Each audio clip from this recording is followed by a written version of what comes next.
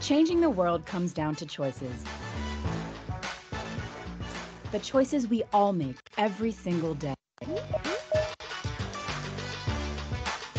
For more than 20 years, with initiatives like sustainable food production and greener supply chains, we've been helping our clients make choices that reduce their carbon impact on a warming world. Now, we're helping our people do the same.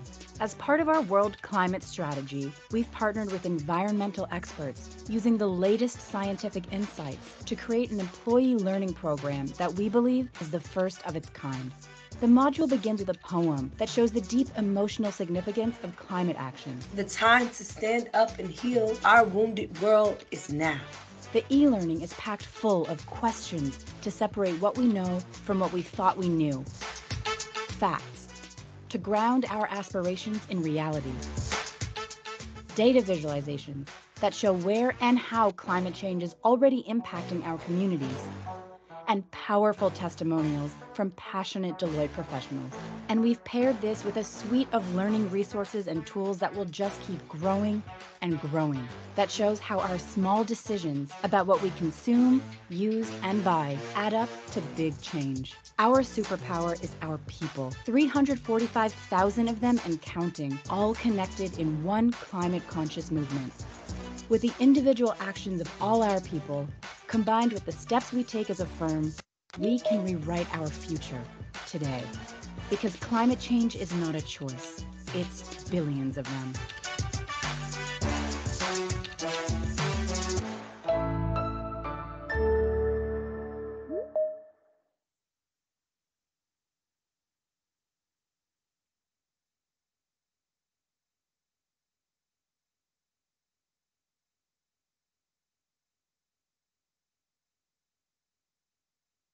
Bueno, muy buenos días a todos y todas. Bienvenidos al segundo taller del estudio de hoja de ruta para la transición energética en Guatemala al 2050.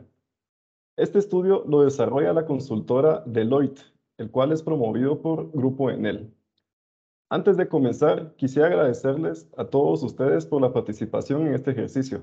Contar con ustedes ha sido y seguirá siendo clave para continuar con la construcción en este camino de la transición energética, el cual ha sido liderado por los participantes, las instituciones de gobierno, incluyendo todos los actores que dinamizamos la economía y el crecimiento energético en Guatemala.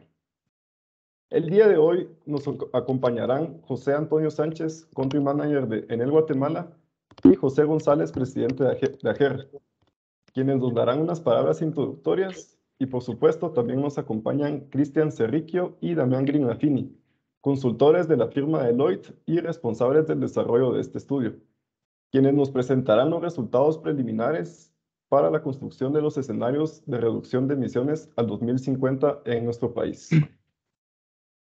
Como parte de la dinámica del taller, en este momento se está publicando en el chat de esta reunión las instrucciones para participar, para ser parte de la audiencia durante este evento. Al final, las presentaciones abrirán un espacio para interacción con los asistentes. Solo en este momento se les pedirá activar sus cámaras y micrófonos para facilitar el diálogo y poder recibir sus aportes, los cuales serán de gran utilidad en las siguientes fases del proyecto. Para esto, me gustaría pedirles que al iniciar su intervención se presenten con su nombre completo y la organización a la que representan. De igual forma, estaremos recibiendo comentarios, sugerencias y preguntas mediante el chat ubicado en la parte superior de la plataforma de Teams, para que podamos dar respuesta a todas sus inquietudes. Finalmente, quisiera recordarles que todo el material que se proyectará durante el evento de hoy, junto con la grabación, serán enviados por correo electrónico a todos los participantes. Dicho esto, damos inicio y damos la bienvenida a José Sánchez, Country Manager de Enel Guatemala, quien nos comentará sobre la importancia de trazar una hoja de ruta de transición energética en Guatemala y el compromiso de Enel en este proyecto. Buenos días, José. Muy buenos días a todos. Gracias nuevamente por estar acompañándonos en esta actividad, en este evento y sobre todo en toda la actividad que se ha venido desarrollando. Para nosotros como Grupo Enel, nuestra meta de descarbonización es alcanzar el Net Zero al 2040.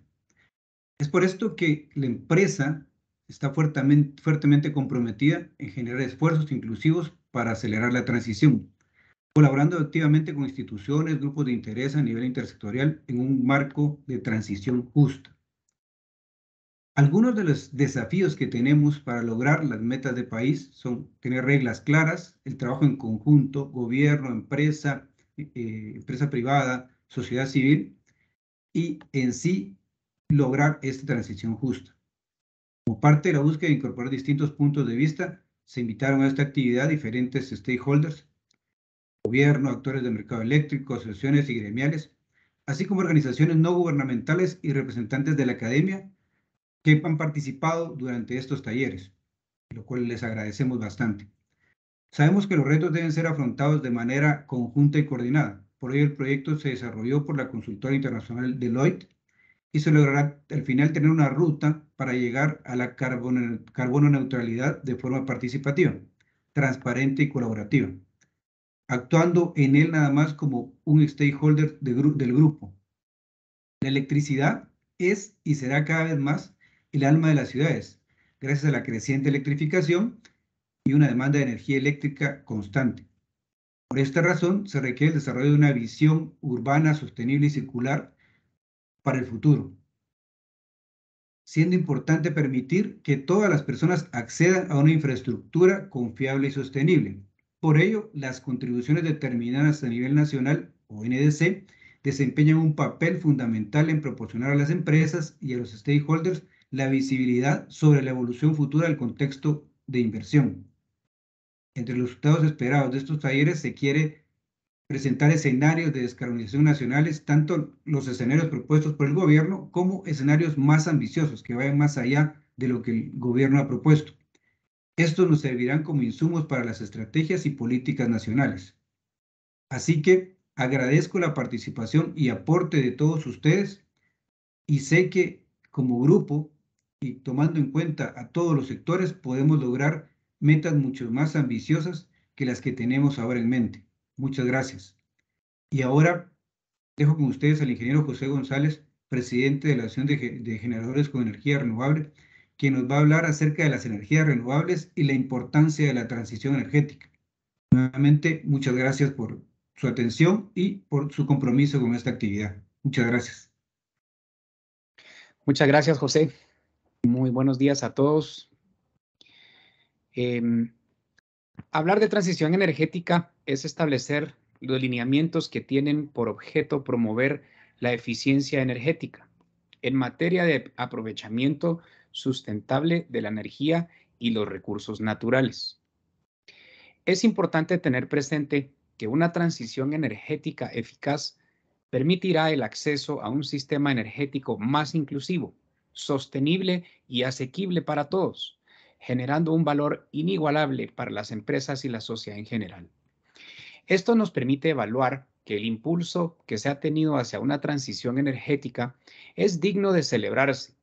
Sin embargo, la urgencia de contar con intervenciones transformadoras se ha intensificado aún más, lo que enciende las alertas para que desde cada sector al que pertenezcamos atendamos este llamado, ya que la oportunidad es ahora.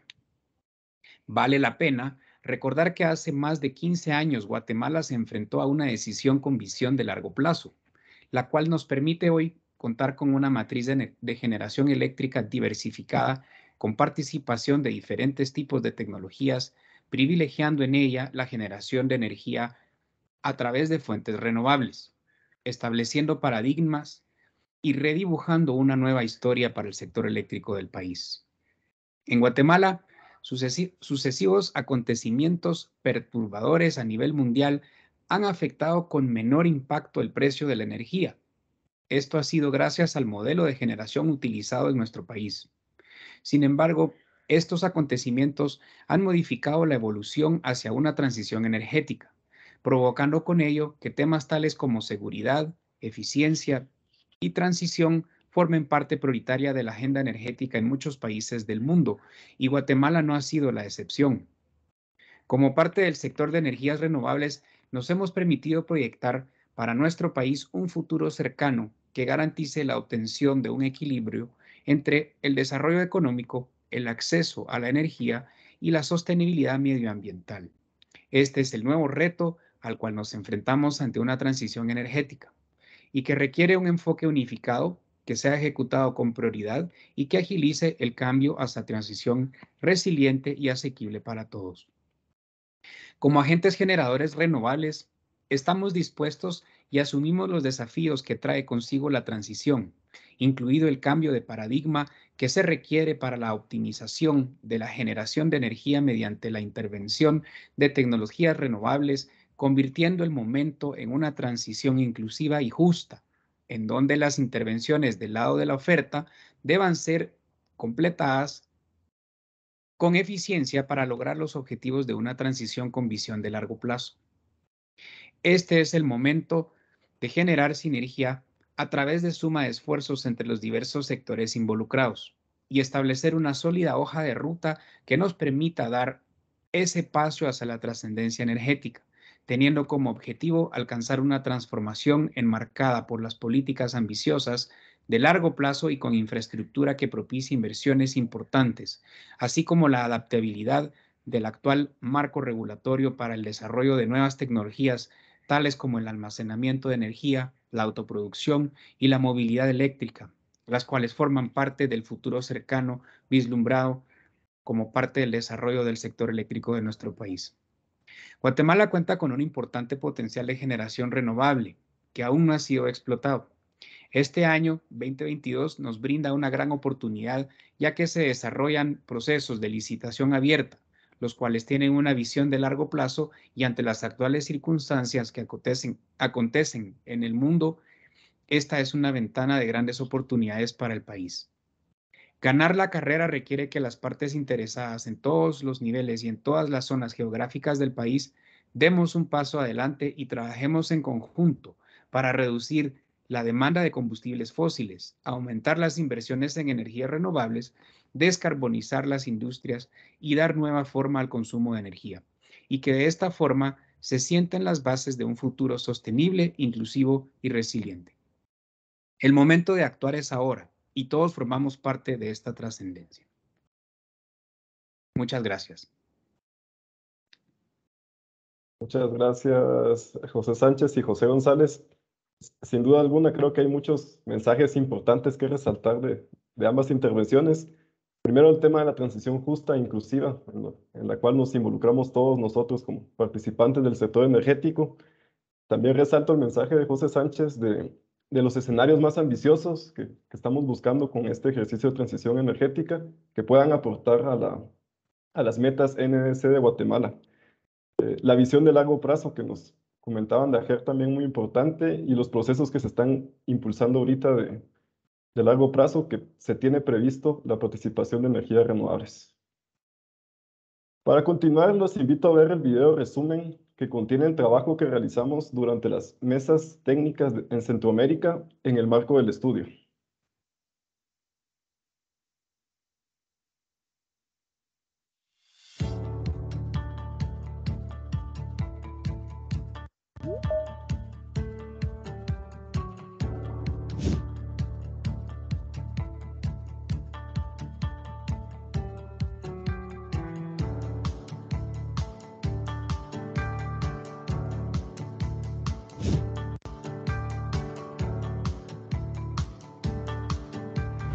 este es un proceso conjunto en el cual queremos lograr alcanzar un modelo, digamos, que se pueda nutrir de la mejor forma posible desde el punto de vista de todos aquellos especialistas, digamos, en cada sector.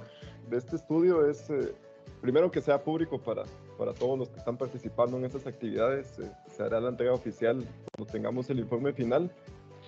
Es un proceso, ¿verdad? Es un proceso que involucra realmente a muchas personas, muchas instituciones.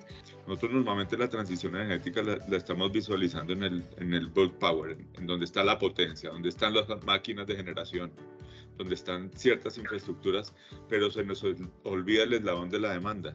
Poder alcanzar esa meta, sobre todo en el nivel de industria, lo veo un poco más fácil en el nivel energético, de generación, pero a nivel de industria, pues nuestro país, como tú lo dices, está bastante carbonizado. Momento de generar sinergia a través de la suma de esfuerzos de todos los sectores involucrados y establecer una hoja de ruta facilitando el acceso hacia la sostenibilidad ambiental, la generación de inversión y consolidación de un compromiso político. Todas las medidas que se puedan tomar en el sector transporte van a ser muy sensibles, digamos, con respecto a los resultados finales que podamos obtener.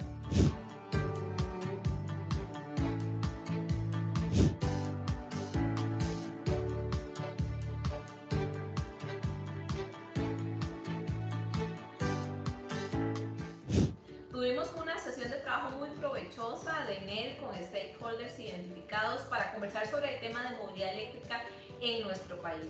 Primero conversamos sobre la política pública que ya tiene Costa Rica, abordamos la ley 9518, la reforma que se hizo, los incentivos y exoneraciones que hay para los vehículos 100% eléctricos. No estamos en una época de cambio, sino en un cambio de época, ¿verdad? Y creo que eso aplica perfectamente en materia de energía. Y entendemos que los costos de energías limpias, digamos, en la tendencia decrecen. Eso en algún punto debería trasladarse también al consumidor y que le cueste de repente menos este tipo de tecnologías. Ahí es donde entra la banca multilateral a bajarle un poquito el temor a los intermediarios financieros locales. Ahora, y yo nada más quisiera traer nuevamente el tema de la importancia de la planificación y la estrategia centralizada que como país tenemos que desarrollar para que estos temas caminen de una forma armoniosa. La transición significa costos más altos para efectos de llevar, digamos, esta digitalización y estas transacciones que se van a dar a nivel de la red de distribución. Podemos trabajar en conjunto, ¿verdad? El sector gubernamental, las instituciones, y se podrían lograr resultados muy ágiles y muy efectivos si estuviésemos alineando las ideas de lo que queremos hacer con lo que el gobierno también quiere hacer. No podemos olvidar el centro de todo mercado, y son los clientes, y que al final, lo más importante de todo, estamos en un planeta y no tenemos otra opción que convivir aquí.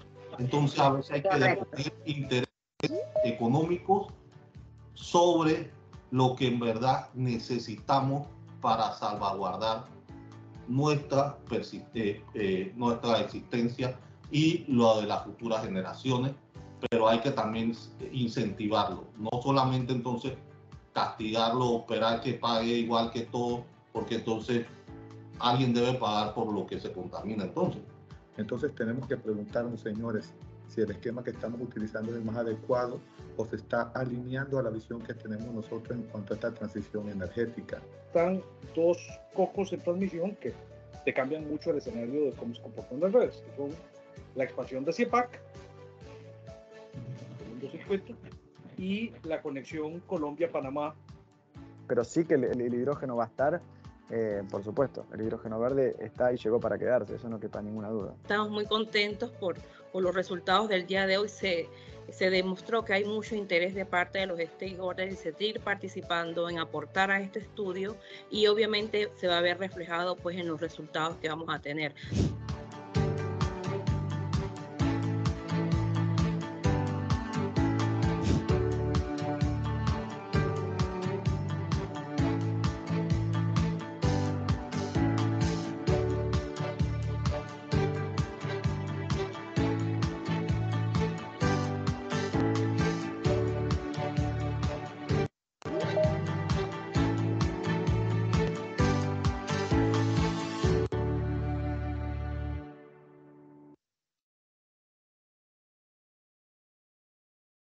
Este video era un pequeño resumen de las distintas actividades que hemos estado impulsando en temas de transición energética en Centroamérica. Y como tal, pues nos sirvió para conocer los puntos de vista e inquietudes manifestadas por todos los participantes en las mesas de trabajo que organizamos en Guatemala. Ha llegado el momento de conocer los primeros resultados de la modelación y para ello le damos la palabra a los consultores de la firma Deloitte, Cristian Cerriquio y Damián Grignafini. Buenos días, Cristian y Damián. Muy buen día, Axel. Muy buen día para todos y todas. Nada, un placer, un privilegio en nombre de Deloitte poder estar junto a Damián compartiendo resultados preliminares de la modelización. A mi entender, antes de arrancar y pasar a la presentación, creo que si recuerdan cuando presentamos un cronograma tentativo en el taller 1, tenemos tres, digamos, instancias, ¿no? Una etapa de kickoff, una segunda etapa donde hoy presentamos resultados preliminares y una tercera etapa de resultados finales. A mi entender, esta es la etapa más importante. Es donde, después de un trabajo, y creo que el producto de las distintas mesas técnicas que fueron compartiendo los videos recién, es producto, digamos, lo que vamos a estar presentando recién, ¿no? Fuimos capturando el feedback, las buenas prácticas de los distintos actores que estamos hoy en este workshop, y la idea fue trasladar todo eso a una modelización. Siguiente slide, por favor. Este es el cronograma que tenemos para el proyecto, para la iniciativa. Hoy nos encontramos en la segunda etapa, donde presentamos estos resultados. Apuntamos para dentro de los próximos 30 días tener un tercer taller, donde presentemos ya resultados finales. La idea es poder tunear la modelización en base al feedback que recibamos en el día de hoy. Y siempre en vistas, digamos, obviamente con un producto que sea de valor hacia la COP27. Siguiente, por favor. Acá, esta slide y creo que las próximas dos son como las slides madre de toda la modelización, ¿no? Y antes de arrancar me gustaría tener dos premisas. Como premisa importante lo que estamos buscando acá es nosotros estamos trabajando con la modelización con el modelo TIMES. Lo que nos permite el modelo TIMES, que es utilizado por la Agencia Internacional de Energía, es tener la mayor capacidad o la mayor, digamos, biblioteca de tecnologías disponibles. ¿Qué nos genera eso? La posibilidad de generar un escenario robusto y sumamente fundamentado hacia 2030 y hacia 2050. Entonces, lo que generamos con esta modelización, es tener una modelización top of the art, lo que se denomina en Europa y en Estados Unidos, que permita, digamos, acompañar al país en esta transición energética a mediano y largo plazo. Del lado izquierdo lo que tenemos es la lógica detrás de la modelización, ¿no? Uno parte de los supuestos claves que después vamos a estar profundizando, pero son dentro de lo que se puede ver ahí, lo que es la población, también en términos de hogares, y después variables macroeconómicas como PBI per cápita. Esas son las tres, digamos, variables que permiten, digamos, acompañar las distintas proyecciones de los distintos sectores. Después, lo que está en el medio, en verde, es, digamos, la lógica detrás de la modelización, ¿no? El TIMES es como se denomina, es un modelo de optimización forward-looking que arranca, digamos, desde 2050 hacia atrás y te va, de acuerdo a las restricciones que uno va incorporando, generando, digamos, las distintas medidas y las distintas opciones para generar un camino, digamos, a seguir en esta transición. Y después lo que buscamos cerrar es, bueno, una vez que entendemos, digamos, cuál es el camino a cerrar, es entender cuál es el costo-beneficio de hacer esta transición, cuál es el costo-beneficio, digamos, de estas medidas de descarbonización que acompañen, digamos, al Net Zero 2050. Del lado derecho lo que tenemos son dos escenarios, que es lo que hemos modelizado en esta herramienta. Uno es el escenario de referencia o tendencial, y después sí un escenario, lo que nosotros denominamos de escenario 1, que lo que busca es maximizar el potencial que tiene el país hoy en día en base a lo propuesto, obviamente, por las índices nacionales. Siguiente, por favor. Acá, nuevamente, acompañando, digamos, la slide anterior, estas son las tres variables más importantes, digamos, y lo que buscamos es, para que ustedes tengan referencia a 2050, digamos, cuál es, digamos, en términos de población, y después también en términos de evaluación tanto anual de PBI como PBI per cápita, que estos últimos dos salen de una herramienta que nosotros utilizamos con frecuencia para las proyecciones, que es The Economist Intelligence Unit. Respecto a la población, se puede observar ahí abajo lo que la proyección se realizó de acuerdo al Instituto Nacional de Estadística. Siguiente, por favor. Y acá es la slide madre, y esta slide madre se la voy a dejar a Damián, quien es el que estuvo más cerca de la modelización y las diferentes assumptions que se fueron desarrollando durante el mismo. Pero bueno, para que tengan referencia, esta es la slide madre, y de acá parte todo la profundización que Damián va a estar haciendo en las próximas slides, pero sí tengan en referencia esta slide porque es, digamos, como la que permite entender bien, digamos, los resultados preliminares de la modelización. Muchas gracias, Damián. Perfecto, gracias Cristian. Bueno, retomando un poco desde el análisis, como bien les mencionaba Cristian, este es un poco el resumen del estudio, luego entramos a lo que es la profundización de cada uno de los sectores que nos permiten llegar a estos resultados. Lo que vemos en la gráfica de la izquierda es el comparativo en términos de emisiones totales, en cuanto a evolución histórica, desde el último inventario nacional de gases de efecto invernadero de Guatemala hasta 2050, para el escenario de referencia, y este escenario que incluye las políticas de mitigación que bien comentaba Cristian, que están en cierta forma alineadas con las de la NDC, pero no se limitan a ellas. Digamos, nosotros los supuestos que están detrás del escenario de descarbonización están basados en 3 palancas principales. La primera, que tiene que ver con la transformación de una matriz a una matriz verde libre de emisiones.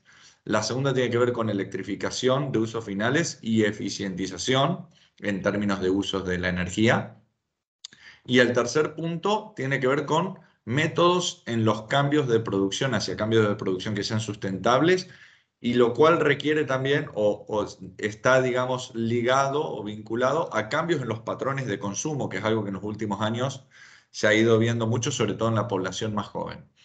Entonces, con esas palancas nosotros construimos, digamos, el escenario que te permite llegar al net zero en 2050. Y a 2030 en esta diapositiva lo que podemos ver es también un poco el comparativo de los resultados a los cuales nosotros llegamos versus cuáles son los resultados de los escenarios condicionales e incondicionales de las NDC de Guatemala.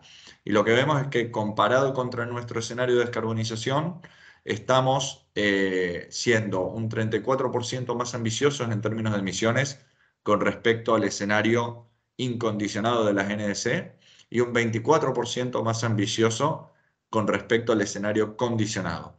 Ahora en las siguientes diapositivas lo que vamos a hacer es un poco el desglose del análisis sectorial, tanto en términos, digamos, de consumo energético como de emisiones, y que nos permiten entender cómo es que llegamos a esos resultados. Entonces, en esta diapositiva lo que vemos es el consumo de combustibles o la evolución en el consumo de combustibles de los distintos insumos para Guatemala en el escenario de referencia.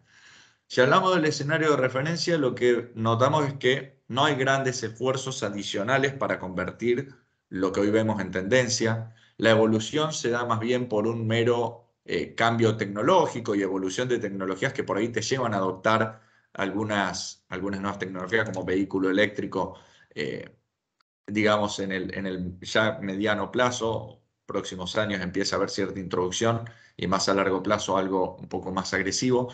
Pero no obstante, no hay un esfuerzo adicional en el escenario de referencia. Es más parecido a un escenario business as usual, reconociendo, digamos, todo este avance tecnológico. Entonces vemos que la participación de los combustibles se mantiene relativamente estable en términos de consumo, la electrificación sube un poco, pero no es que haya grandes cambios. Mismo en cuanto a matriz, están llegando, digamos, al 2050 un 89% de generación apalancada en energías renovables. Este porcentaje, desde luego, en un escenario más disruptivo, es mayor. Y bueno, básicamente lo que queda por decir aquí es que vemos una pequeña reducción ahí en 2020 en consumo energético. Eso, desde luego, tiene que ver con lo que refiere al efecto COVID. Pero luego, digamos, sigue la tendencia que se ha visto ya en los últimos años en cuanto a consumo energético. Pasamos a la siguiente diapositiva, por favor. No, a la siguiente. Esta. Bien. Y en esta diapositiva, en contraposición con lo que vimos recién, es la evolución del consumo de combustibles en el escenario donde ya se hacen algunos esfuerzos adicionales. vemos que la capacidad instalada libre de emisiones ya es un 100% 2050, con lo cual estamos hablando de una matriz 100% de energías renovables. Y como novedad con respecto al escenario de referencia, tenemos que ya te aparece el hidrógeno verde a partir de 2030 como un vector de descarbonización. Entonces, en cuanto a consumos de combustibles, y haciendo esta comparación con el escenario anterior, vemos que el porcentaje, digamos, de consumo eléctrico es mayor hacia 2050, es decir, al haber más electrificación de usos finales, tenemos una mayor participación sobre el consumo total de la electricidad y tenemos una participación del 12% del consumo basado en hidrógeno verde, que también permite, digamos, alcanzar la carbono neutralidad en cierta manera, porque si bien es cierto que el sector energético es difícil lograr convertirlo en un sector carbono neutral, sí esto nos permite reducir tanto las emisiones en ese sector que es factible compensarlas luego en el no energético, que es algo que veremos en las siguientes diapositivas. Ahí pasamos a la siguiente, por favor. Ok, entonces, un poco nosotros lo que analizamos es, si bien como año base o punto de partida tomamos el del último inventario nacional de gases de efecto invernadero, porque digamos, nosotros de alguna forma estamos modelizando escenarios de emisiones, entonces ese es nuestro punto de partida.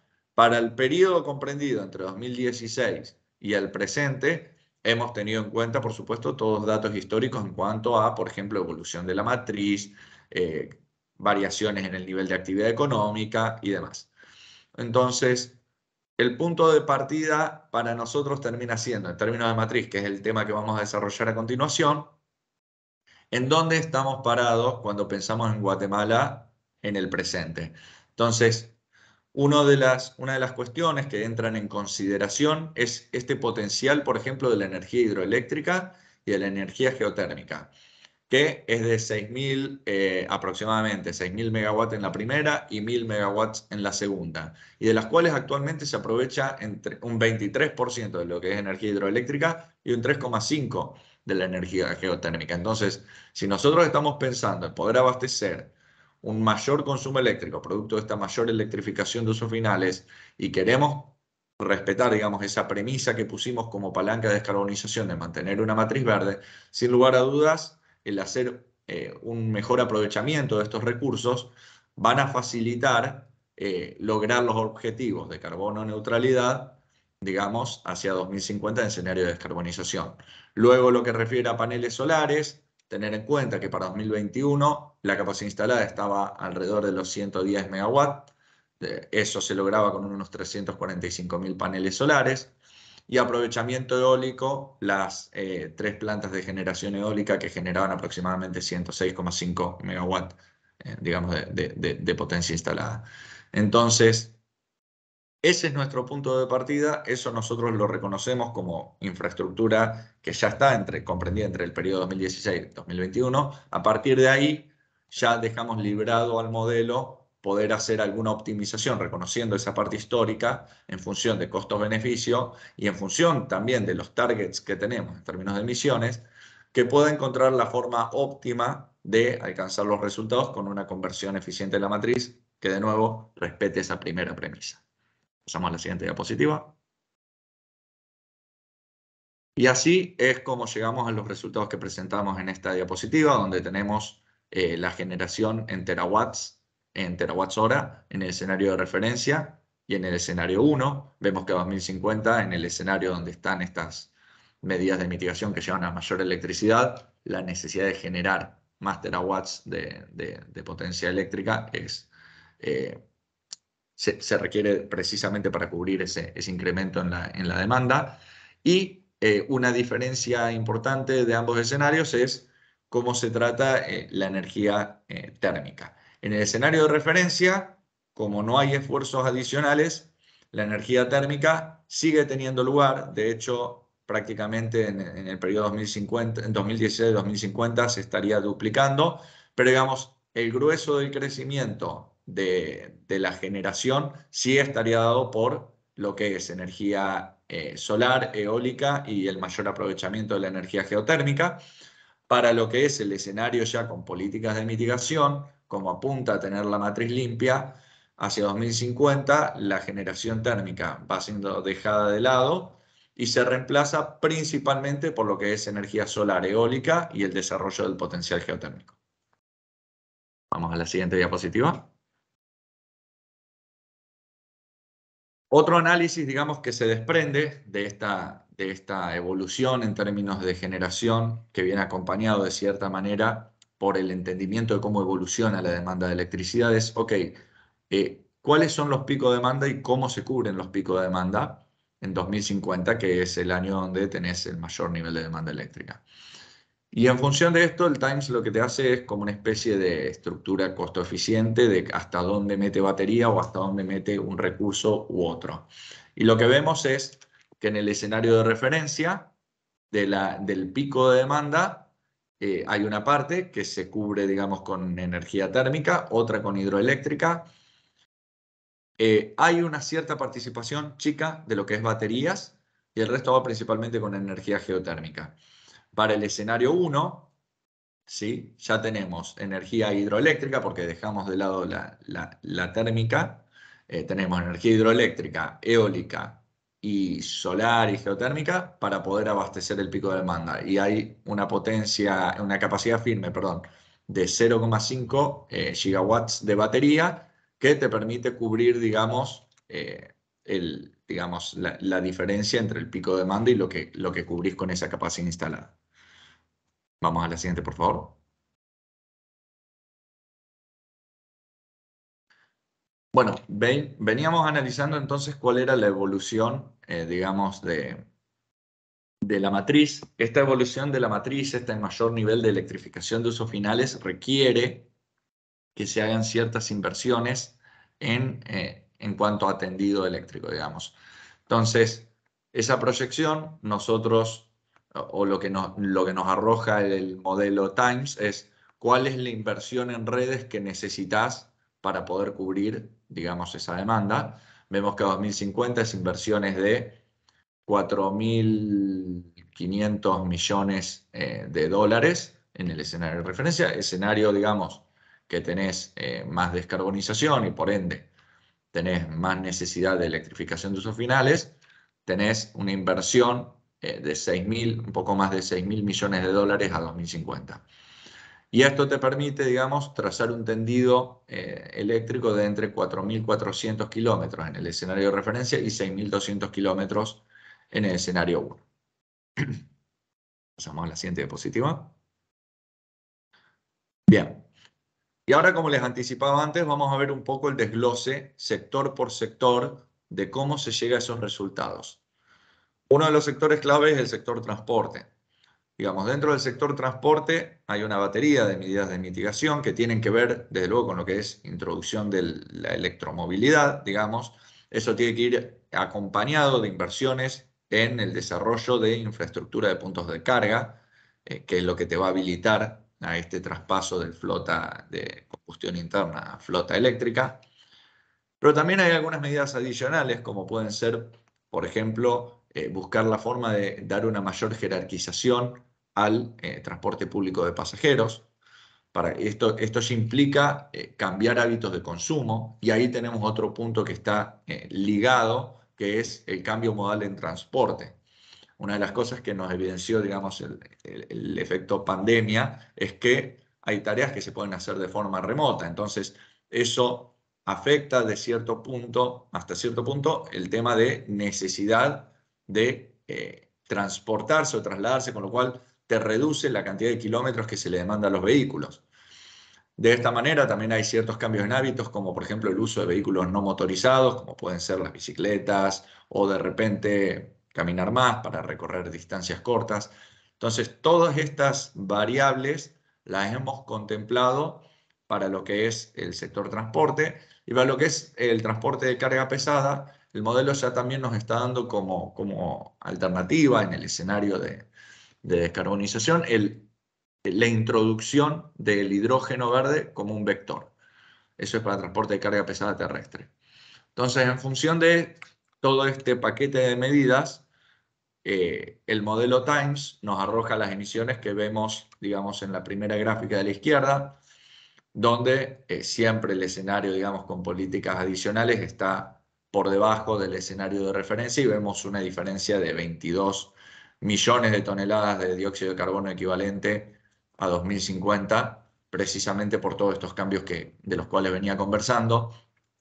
Y cuando analizamos la composición de esa demanda de combustible, lo que vemos es que, claro, primero tenés una mayor eficientización, digamos, en términos de uso de combustibles. Eso te lleva a reducir a casi la mitad tu demanda en términos de millones de toneladas equivalentes de petróleo. Y por otro lado, tenemos que esa demanda está cubierta principalmente a 2050 por electricidad e hidrógeno verde. Entonces, eso de cierta forma te permite explicar cómo es que lográs reducir esos 22 millones de toneladas de dióxido de carbono equivalente a 2050 con respecto a la tendencia, ¿no? Vamos a la siguiente diapositiva.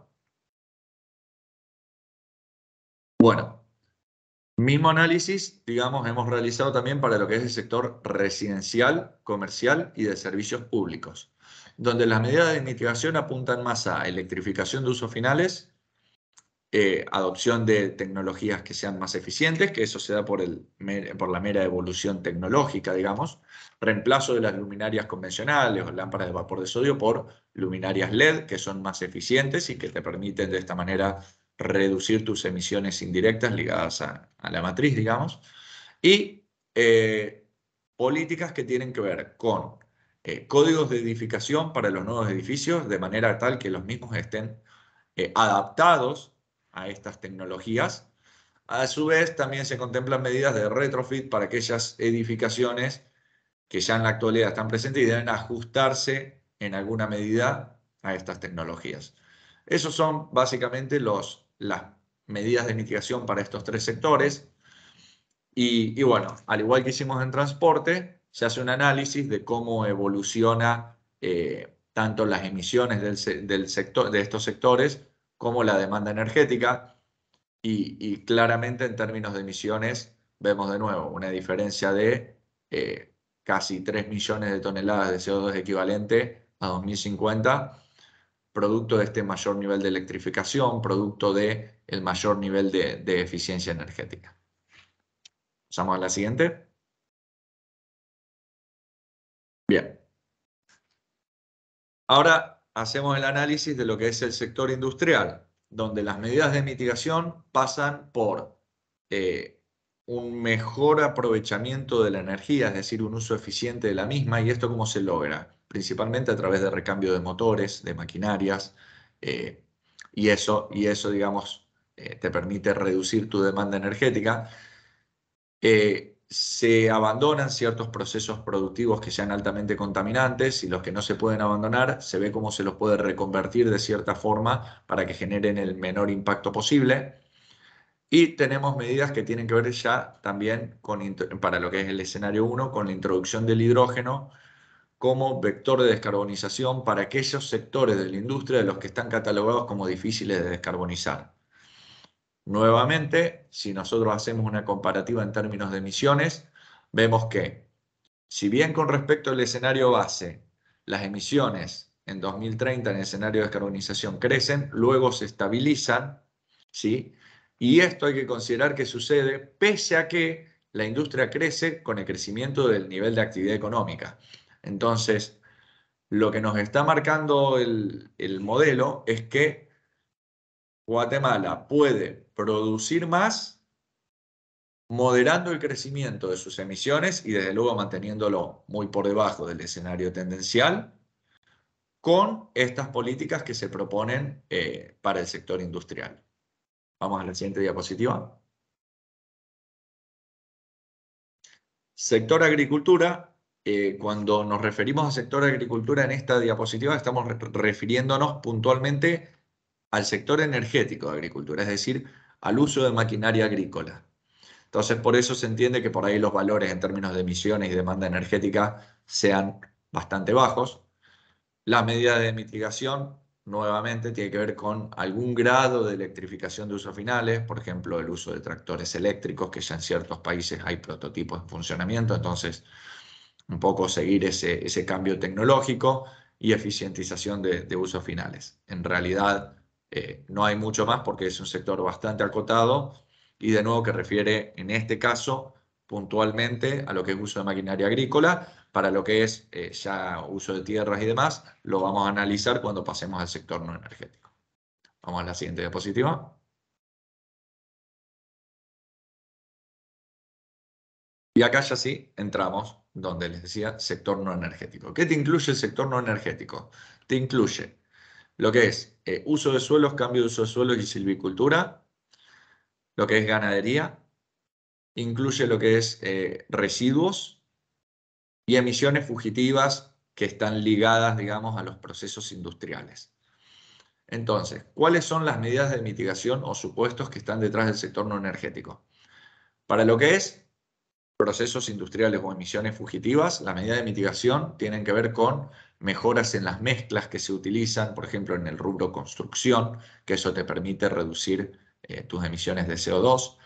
Para lo que es desechos, la mejora en tratamiento de residuos, es decir, reciclaje, compostaje, digamos, reconversión. Esto está un poco ligado a industria, lo que es la economía circular, para dar un segundo uso a los desperdicios que surgen de las distintas etapas de la cadena de valor y que te permiten generar un menor volumen de residuos, tratamiento de aguas residuales. Para lo que es ganadería, tenemos medidas que tienen que ver con cambios, digamos, en los aditivos de los alimentos del ganado, mejora en el manejo de pastizales que permiten captura de carbono.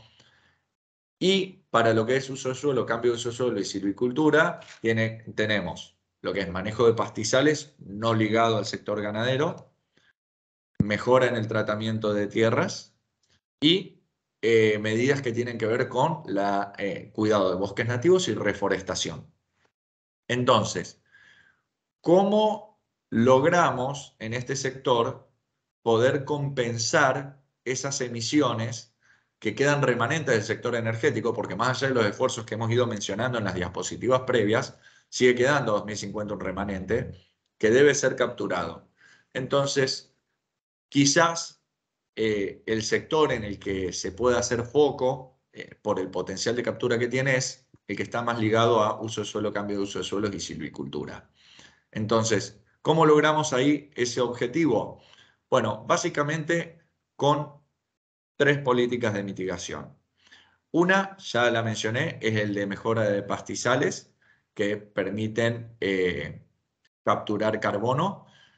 De acuerdo a un estudio de McKinsey, digamos, este potencial es de un 29% con respecto a tus emisiones en un escenario tendencial. Tenemos lo que es mejora en el manejo de tierras para cultivos, y acá ya entra todo en juego lo que es uso de fertilizantes, uso de cualquier bioquímico que aplique al sector, digamos, agrícola.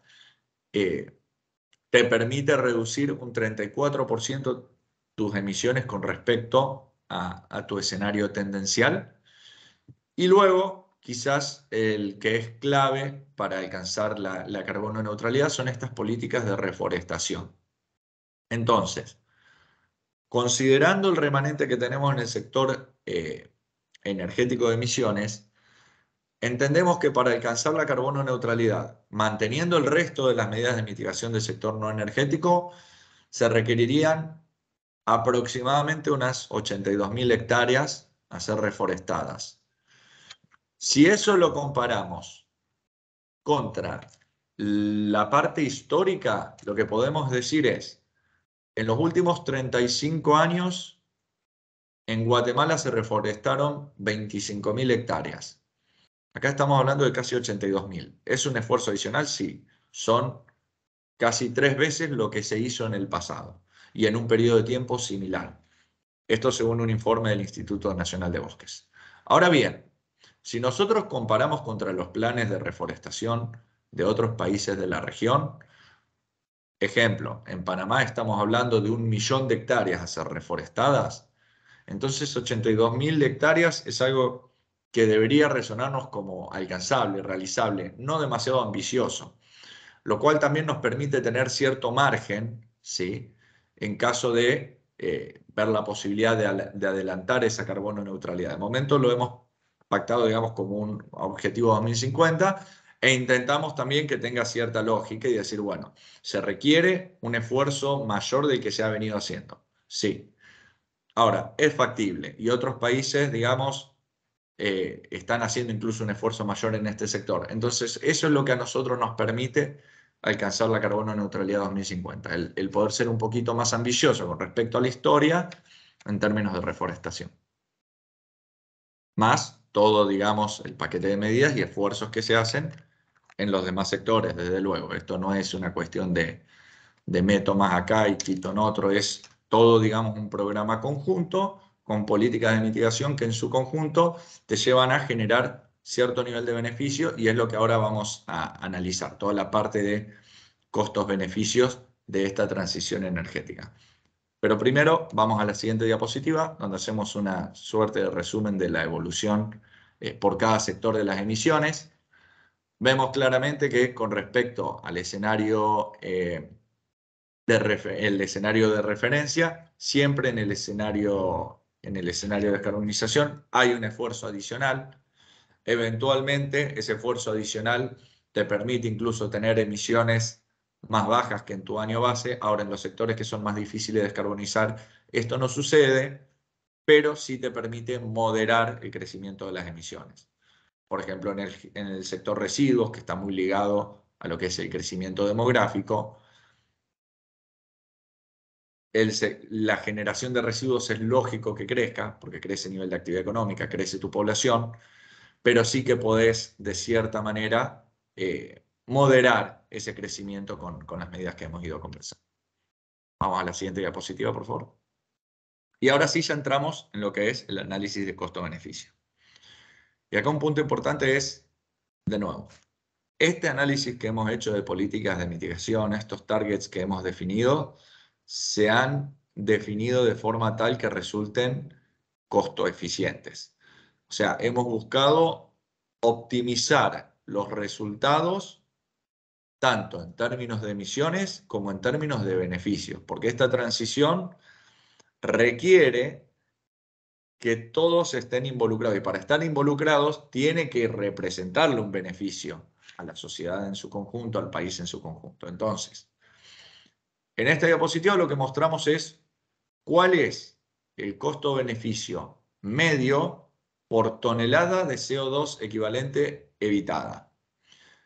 Entonces, básicamente consiste en tomar para cada política de mitigación cuál es el CAPEX o inversión necesaria para implementar esa política, cuál es el ahorro que me genero en términos de costos operativos por adoptar tecnologías que son más eficientes y cuál es el ahorro que me genero en términos de costo social de carbono, el cual lo hemos estimado en $44 por tonelada de CO2 equivalente. Entonces, cuando hacemos esa ecuación, nos da para cada medida cuál es su costo-beneficio. Y luego hacemos un promedio ponderado en función del valor del costo-beneficio de cada medida y su participación en la mitigación del total de las emisiones en el escenario que busca la carbono neutralidad 2050. Y básicamente así es como se construye esta gráfica. Si nosotros vemos sobre el eje Y, el valor está en negativo porque la fórmula es inversión menos ahorro en términos de costo operativo, menos ahorro en términos de costo social de carbono. Entonces, si te da un negativo, en realidad te está dando ahorro. Entonces, por eso en el globito marcamos en positivo, para que no se confunda, el resultado que nos está dando es que la aplicación de todas estas medidas en su conjunto permiten generar un ahorro de $17,96 por tonelada de CO2 equivalente evitada. Pasamos a la siguiente diapositiva, por favor. Y aquí ya entramos con un análisis sector por sector y ya no tanto por política de mitigación.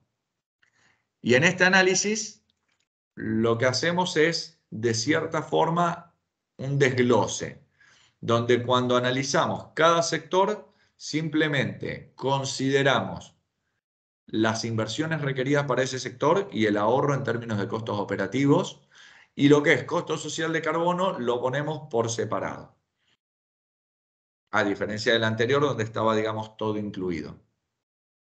Y a lo que llegamos para Guatemala es que el conjunto de si bien hay sectores que te generan ahorros en su total y otros te generan algún costo, no obstante, todos son necesarios incluir para poder alcanzar el objetivo, porque si no, no se alcanza la carbono neutralidad.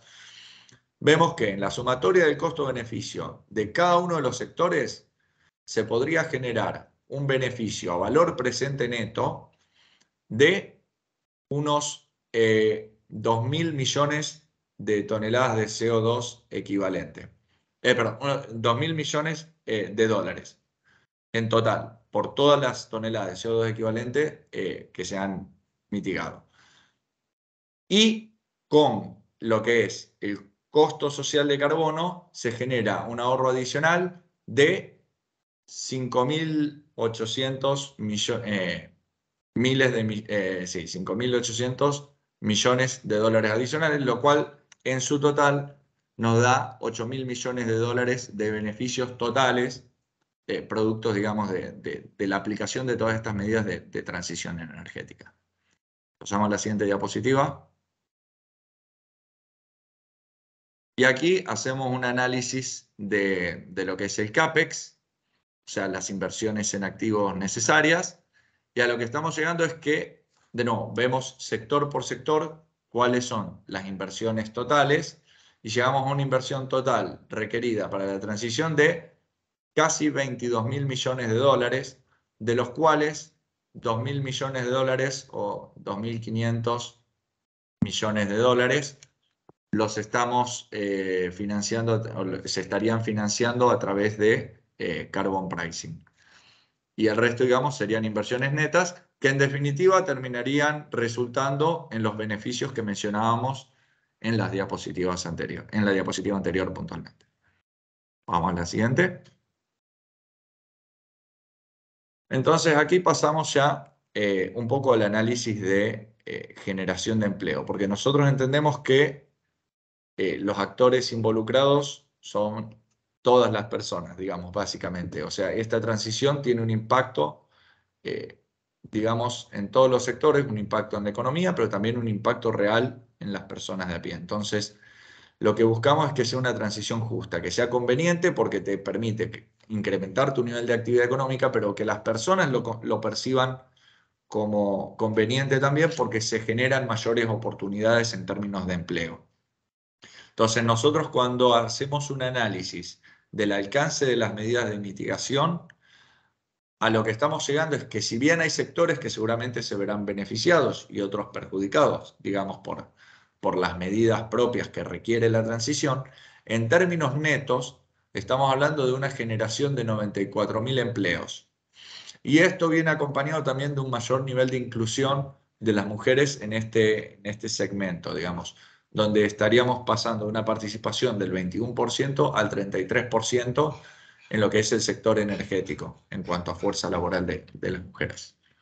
Entonces, antes mencionábamos cuál era el beneficio total para el país en términos económicos. Vemos también que para la sociedad representa un beneficio en términos de creación de nuevas oportunidades de trabajo. Vamos a la siguiente.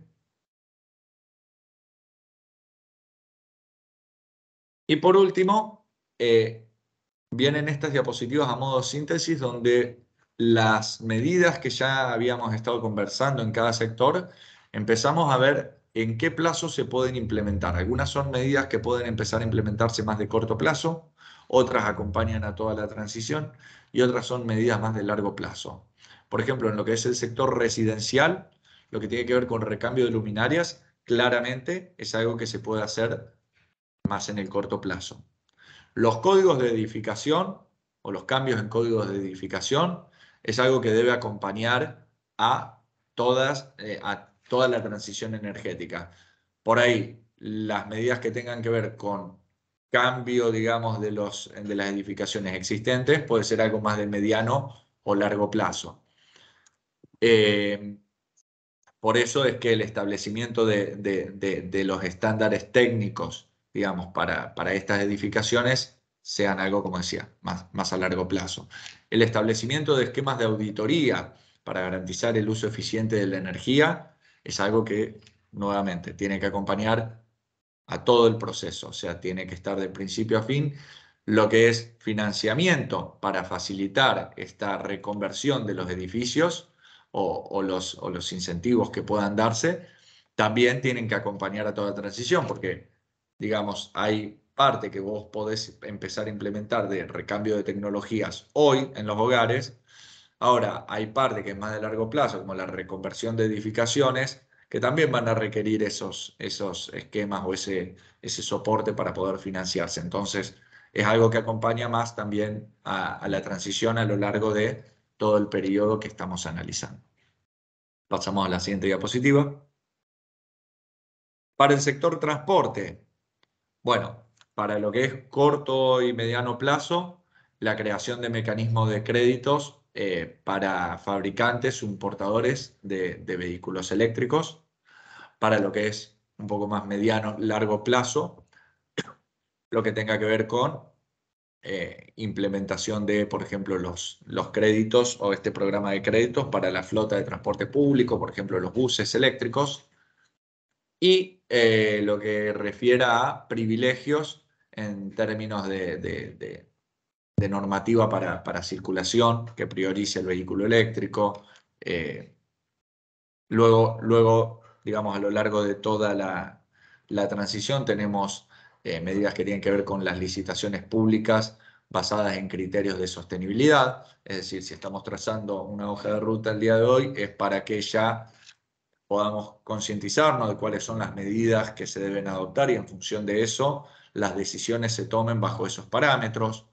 Se debe apoyar lo que es el desarrollo de puntos de recarga, porque sin eso es difícil poder avanzar sobre la electrificación masiva del transporte, tanto privado como del transporte público o el transporte de carga. Y bueno, lo que más de largo plazo podemos tener lo que ya es introducción de hidrógeno para el transporte de cargas pesadas. Pero son puntos, digamos, que en términos de política del transporte, que algunos se pueden empezar a trabajar bien de corto plazo y otros más exclusivamente de largo. Vamos a la siguiente. En el sector industrial, igual que en el sector transporte, lo que es introducción de hidrógeno verde, por una cuestión de competitividad de costos, puede ser una medida que se vea más de largo plazo. Ahora, lo que tenga que ver con recambio de motores, mejoras en los procesos productivos, abandono de procesos que sean altamente contaminantes, esquemas de incentivo o esquemas de financiamiento que te permitan lograr ese recambio tecnológico en el sector industrial, son medidas que deben empezar hoy y deben acompañar, digamos, a la transición energética en adelante. Y con respecto a lo que es el sector energético, hablando ya de matriz energética, lo que mencionábamos antes, el desarrollo de las energías renovables es algo en lo que ya se ha venido trabajando y sobre lo que se debe seguir trabajando a futuro. En el escenario de 2050, apuntando a lo que mencionábamos antes, a tener una matriz verde libre de emisiones, con lo cual las inversiones en todo lo que es infraestructura de redes debe acompañar también a lo largo de todo este periodo a esa transformación en la matriz y, bueno, asegurar el esquema de inversiones que permitan esta incorporación de energías renovables. Es un factor clave para lograr esa matriz limpia. Y ahí pasamos a la siguiente diapositiva. Y le devuelvo la palabra a Cristian para que pueda un poco comentarles cuáles son los próximos pasos. Bueno, muchas gracias, Damián. Creo que a modo de resumen, antes de entrar en esta slide, creo que lo que buscamos con esta modelización y los resultados es alcanzar 3 objetivos, ¿no? Un primer objetivo en términos de gases, que Guatemala pueda alcanzar la carbono neutralidad 2050.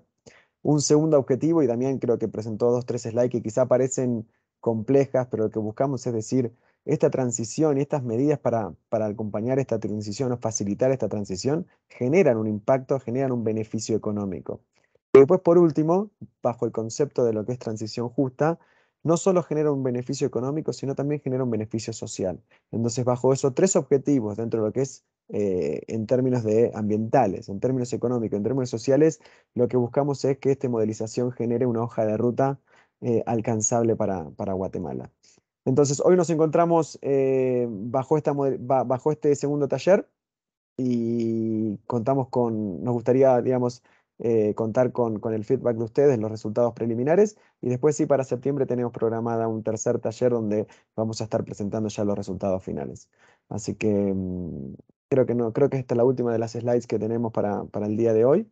Así que, Axel, te devolvemos la palabra. Muchísimas gracias a todos.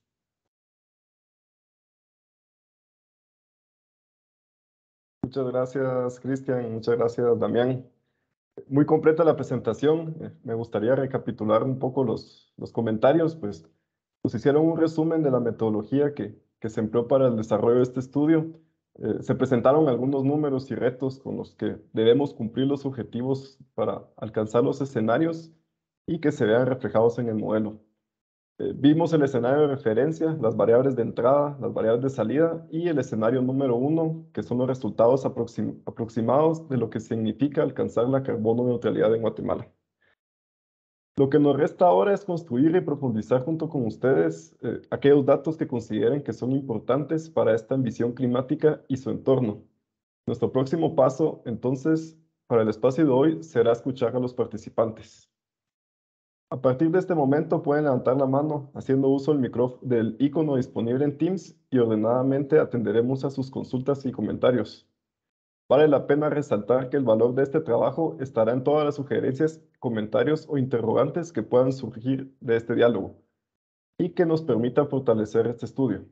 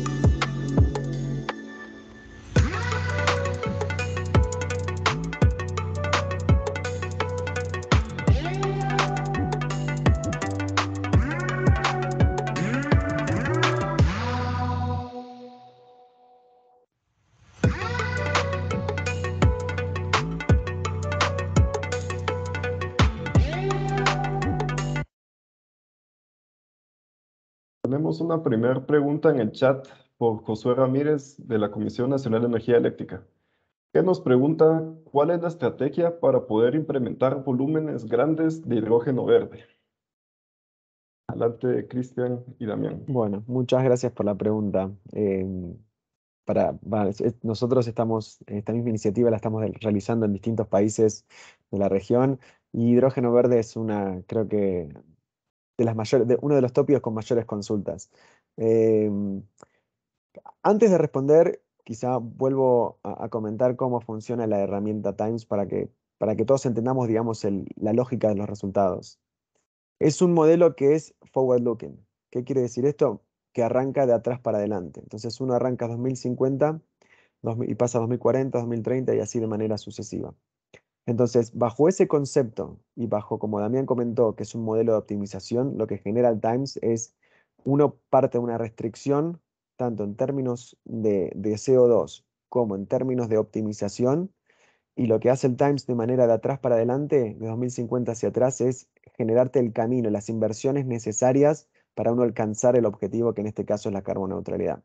Entonces, Damián creo que hizo mención en la introducción de hidrógeno verde a partir de 2030. Bueno, ese es a partir de qué año o a partir de qué momento, a partir de qué etapa es costo eficiente y permite la introducción de hidrógeno verde tanto en transporte como industria, facilitar la transición a net zero a 2050. Entonces, bajo esas dos premisas, lo que tienen que hacer, y gran parte de los países están haciendo hoy en día, es tener una hoja de ruta y tener una estrategia a nivel país de hidrógeno verde como vector energético. Yo entiendo que estas son iniciativas que se tienen que hacer, digamos, si estamos apuntando a 2030, son iniciativas y estrategias que se tienen que estar trabajando en el día de hoy. Para alcanzar, y como dije antes, bajo las dos premisas que hice mencionar antes, es un camino que hay que arrancar bajo 2030 porque ya el modelo es costo económico la introducción de hidrógeno verde. Entonces, yo entiendo que las multilaterales están acompañando este tipo de estrategias para acompañar al país a tener una estrategia robusta que le permita generar una hoja de ruta que permita alcanzar estos objetivos. No sé, Damián, si tienes algo adicional para comentar en específico de la movilización, pero esa es básicamente la respuesta.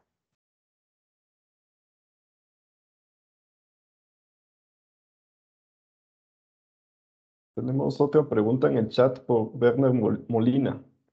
Dice, sobre el transporte, ¿se incluyó en el análisis algunas rutas de transporte mediante tren convencional o tren eléctrico? Ahí, en el escenario, lo que buscamos nosotros existen varios proyectos, digamos, de tren eléctrico en Guatemala, algunos en fase de prefactibilidad o factibilidad o construcción. Lo que buscamos nosotros es ir acompañando todo este tipo de medidas, especialmente lo que es tren eléctrico y acompañar la electrificación, que es una de las palancas que hizo Damián mención. Entonces, lo que buscamos, obviamente, si uno se enfoca en términos de emisiones, el sector transporte, digamos, de auto es el mayor contaminante, pero nosotros tratamos de buscar digamos, los distintos tipos de vehículos o modos de transporte para acompañar, digamos, la descarbonización del sector transporte en su conjunto. Así que sí, consideramos los distintos sectores, los distintos modos, digamos, de transporte. Tenemos algunas otras preguntas en el chat, pero nuevamente hago el recordatorio, si alguien quiere levantar la mano, pues se le da el espacio de hacer la viva voz y colocar su cámara. La otra pregunta que tenemos en el chat es, ¿por qué no se considera el ingreso de centrales eléctricas de gas natural en la matriz energética? ¿Será por costo-eficiencia? Ahí es una de las grandes, creo que, no sé si se llegó a ver, perdón, no recuerdo si se llegó a ver en las distintas mesas, pero bueno, fue uno de los tópicos que se conversaron en las distintas mesas técnicas. En Guatemala específico y en otros países también de la región donde estamos realizando la iniciativa. Siempre se conversa, digamos, el rol del gas como transición, ¿no? Para alcanzar la carbono neutralidad. El modelo, por costo económico y las premisas que hice mencionar antes, y por eso, digamos, partir de esas dos premisas para que, digamos, quizá la lógica después de las respuestas tengan sentido, hoy en día no los recomienda. Lo que sí se puede hacer, y eso es una cuestión de manera ordenada, uno lo que puede buscar es más allá del costo-beneficio o costo-optimización que genera el modelo, es generar una restricción para que incluya el gas como transición.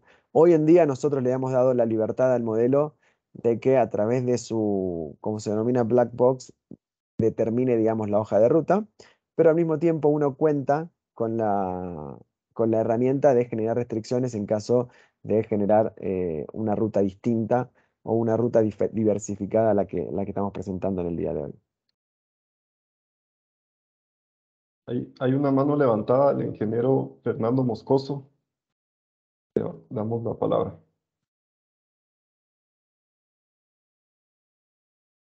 Buenos días a todos. Tengo una pregunta. El pico de demanda o la estimación del pico de demanda, ¿en qué horario lo establecieron, digamos, a lo largo del periodo de análisis? Esa es una. Y la dos es si consideraron el efecto de la forma de consumo de la demanda en el periodo por el hecho de introducir la introducción de las diferentes tecnologías. Exacto. Ahí la respuesta es Lo que nosotros buscamos es a partir de fuentes históricas, es estimar, digamos, un pico de demanda. Nosotros dentro de la movilización, y corregime Damián, pero compartimos, digamos, la generación por hora y etcétera. Y lo que La nosotros demanda después, por hora. Sí. exacto, la demanda por hora.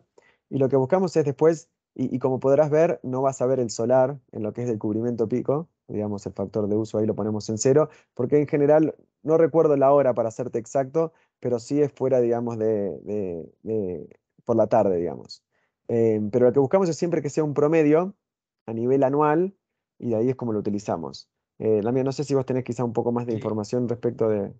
Correcto, nosotros lo que analizamos es el comportamiento de la demanda en la parte histórica, es decir, hora a hora para los 365 días del año. Entonces, ese es un input que nosotros volcamos al modelo y el modelo te hace lectura de cómo se da esa demanda hora a hora cada día del año y te la extrapola a los niveles de demanda que vos vas proyectando.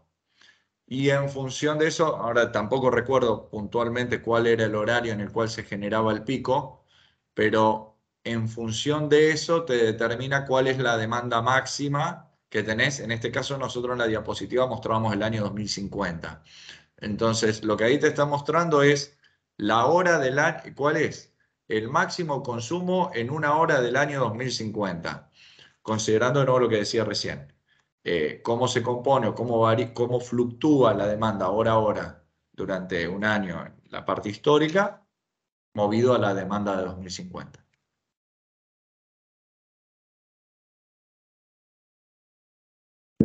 No sé si con eso culminamos, ingeniero Fernando. Sí, ahí Sí, efectivamente, Axel, digamos, de hecho es importante eso porque pues el hecho de introducir las nuevas tecnologías, incluso las baterías exacto. o el tema de la movilidad eléctrica, pues se entiende que de alguna manera sí hay una modificación de la forma de consumo y por eso preguntaba, ¿verdad? Dado que en algún momento el pico de la demanda podría no darse en la noche, sino durante el día, digamos 11, 12 del mediodía, como le llamamos nosotros aquí en Guatemala.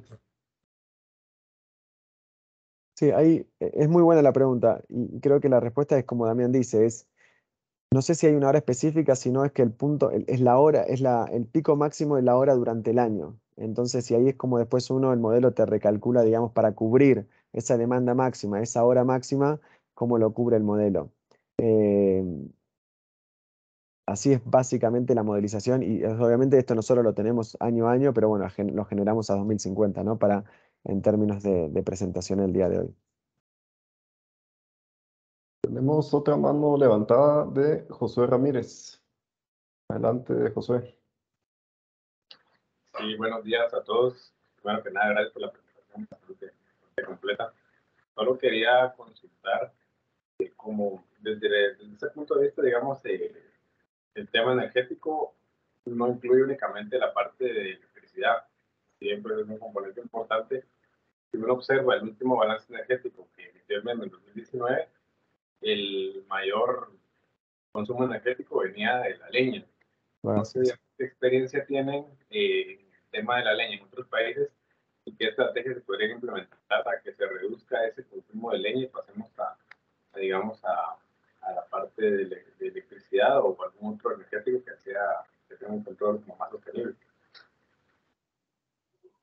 Ahí Damián, te dejo responder. Sí, ahí eso es cierto. En el caso de Guatemala hay mucho consumo de leña, en especial cuando hacemos dentro del balance energético un análisis del sector, por ejemplo, residencial, comercial y de servicios públicos, y sobre todo residencial, y lo comparamos con el sector residencial de otros países en los que hemos trabajado, tiene una participación mucho mayor.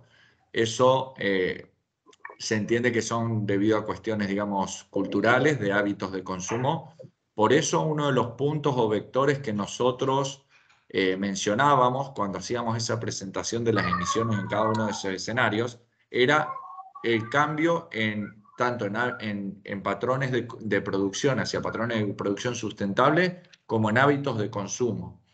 Entonces, esa electrificación de la demanda que hoy estás cubriendo con la leña responde a ese vector, a cómo hacemos culturalmente para, y eso es un desafío, ¿no? O sea, esto es una hoja de ruta que viene a plantear desafíos. Entonces, el desafío acá pasa a ser, ¿cómo podemos hacer para cambiar un consumo que va más ligado a lo cultural y cambiar ese patrón de consumo? Y por supuesto, ahí es donde entra la electricidad, principalmente cuando hablamos del sector residencial, que es el que tomamos como ejemplo, te entra la electrificación de usos finales que te permite, en cierto modo, reemplazar esa leña. No obstante, nuestro approach fue, en el caso de Guatemala, entender que hay cuestiones que están por ahí un poco más arraigadas y darles ese tratamiento específico como le darías, por ejemplo, en el sector industrial a los sectores difíciles de descarbonizar. Entonces, bajo esa misma lógica es cómo podemos cambiar esos patrones de consumo, entendiendo que son cuestiones que están muy arraigadas. Y bueno, con esa lógica, como te decía antes, es lo que se puede reemplazar por algún artefacto que use la electricidad como insumo, se reemplaza teniendo en cuenta que por una cuestión de contexto es algo que hay que trabajar más a nivel cultural. Muchas gracias. No, por favor.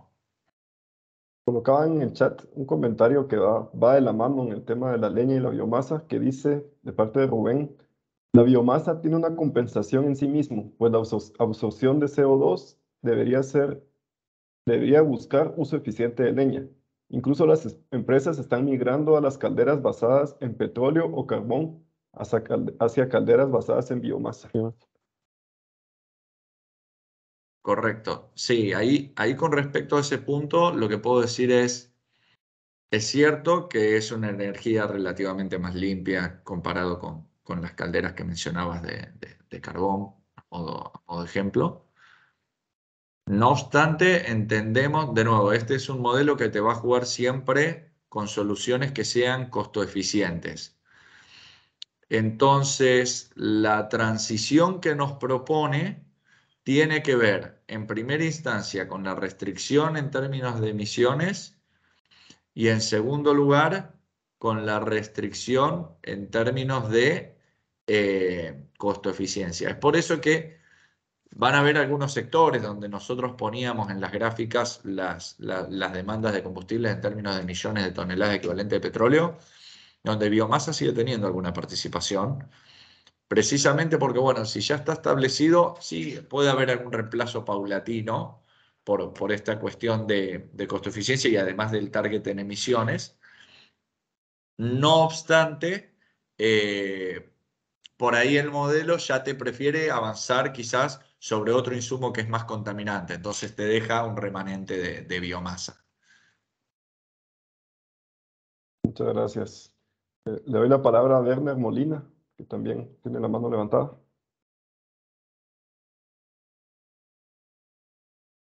Gracias, Axel. Buen día. Felicitaciones, muy interesante toda la información, los escenarios. De verdad que gratamente impresionado. Con base en la experiencia o de repente han escuchado algún otro proceso como el que estamos, si hay alguna oportunidad en las convenciones como la de cambio climático o en los organismos financieros internacionales o en la cooperación internacional que se pueda apalancar ya sea el financiamiento reembolsable o no reembolsable o la asistencia técnica, ¿verdad? Que es a veces las modalidades en que pudiera haber algún tipo de apoyo, como hablan cooperación sur-sur o si tienen conocimiento, ¿verdad? Como para justamente que viene la COP de cambio climático este año, entonces de repente me recuerdo que en otras convenciones se hacía un fondo, pero esa es justamente si tienen conocimiento, nos podrían compartir si hay oportunidades, ¿verdad? A nivel país, ¿verdad? En este caso es a nivel país.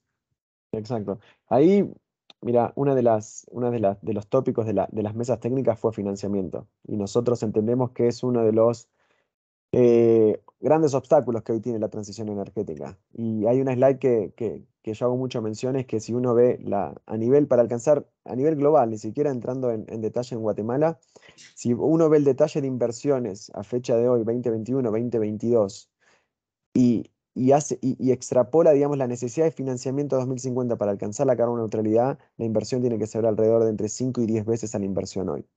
Entonces, ese gap de inversión o de financiamiento que hoy que hace falta para la transición es uno de los grandes obstáculos.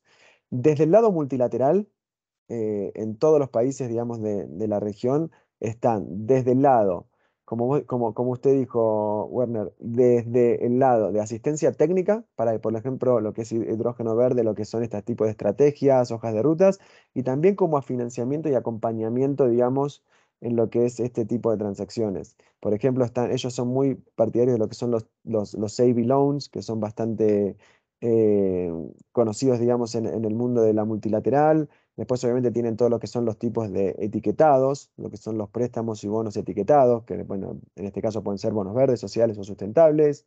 Están también instrumentos de deuda o préstamos que pueden estar linkeados a la sustentabilidad, lo que son los ESG. Hay distintas herramientas de donde se puede obtener, digamos, tanto participación multilateral como del sector público también. Muchas gracias. Cristian. Por favor. Gracias, Werner. Hay otra consulta en el chat referente sobre el uso de leña siempre, que dice que, de parte de Luis, el uso de leña no solo podría ser cultural. ¿Se tomó en cuenta el nivel económico de las viviendas que usan leña? Cambiar la leña por electricidad impactaría mucho la economía en la mayoría de personas que usan leña en sus viviendas. Sí, ahí, bueno, uno de hecho de los indicadores macro que presentaba Cristian es, primero, indicadores demográficos y segundo, indicadores en términos de PBI per cápita, lo cual te indica la capacidad de consumo sobre el PBI promedio de la población y cuál es la proyección de crecimiento que tenemos. De la misma forma, se analizan también los costos, digamos, los costos nivelados de la energía y su evaluación y su evolución en el tiempo.